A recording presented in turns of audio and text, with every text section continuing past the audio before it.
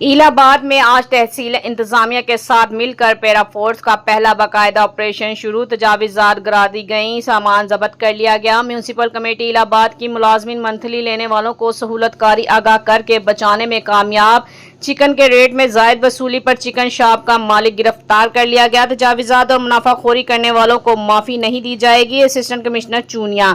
Operation मुस्तकिल बुनियादों और तमाम देहात और कस्बात में भी किया जाएगा।